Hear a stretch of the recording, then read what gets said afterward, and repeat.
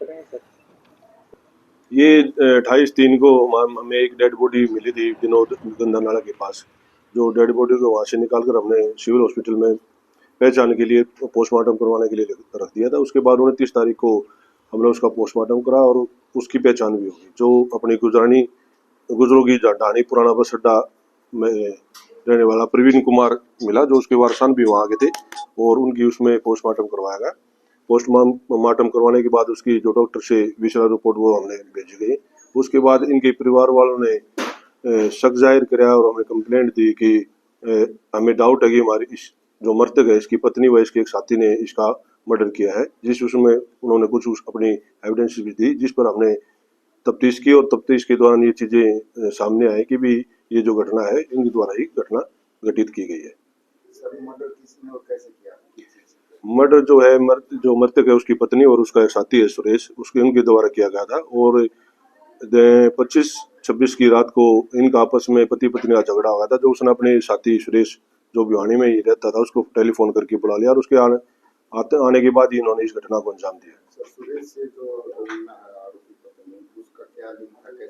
ये आपस में यूट्यूब पे जो पारिवारिक हरियाणवी नाटक है उस पर काम करते थे और उसी दौरान इन दोनों की जान पहचान हुई थी और तभी से इनका तालमेल है।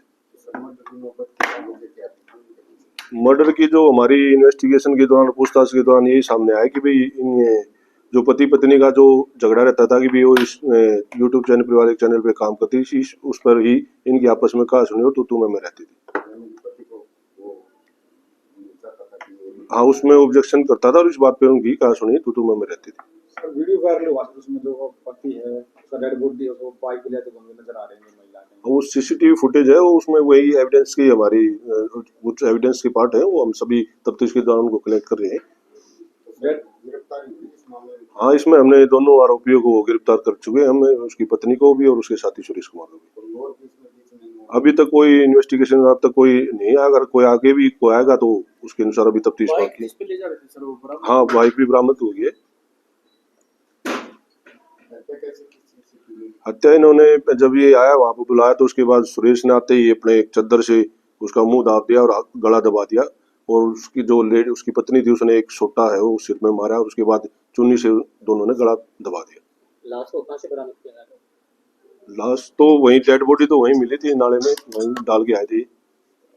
उन्होंने शक जाहिर किया कि इनके आपस में उनको डाउट होगा तो उसी पे उन्होंने शक जाहिर किया, तब उसी के बाद ये उन्होंने कंप्लेंट फाइल करी। सुरेश की और रीना की कोई संबंध आपस में एक दूसरे के साथ ही रहते थे। कितने साल रहते थे मानते थे? 1 साल से करीब ये इस फील्ड में काम करते थे, उसी दौरान इनकी जान पहचान हुई थी। शुरुआत में क्या माना जा रहा था कि परवीन जो हमला हुआ है क्या हुआ? परिवार वालों ने इस बारे में कोई कहीं सूचना नहीं दी थी, 2-3 दिन से जो नहीं था, तो परिवार वालों ने अभी कोई सूचना वहाँ कहीं भी कंप्लेंट फाइल नहीं करी थी। तो उसके बाद ये 28 तारीख को हमें वहाँ डेड बॉडी मिली, उसी के बाद 29 को पहचान हुई थी। और डेड बॉडी 2-3 दिन पुराने होने के कारण वो पानी में गिरने के कारण थोड़ा कम्पोज हो गई थी, जिस कारण उसका आइडेंटिफाई नहीं हो पाया था और उसकी विसरा जो है हमने FSL के लिए भिजवा दिया। जल्द से जल्द जितनी जल्दी रिपोर्ट आ जाएगी उसके बाद ही पता उसमें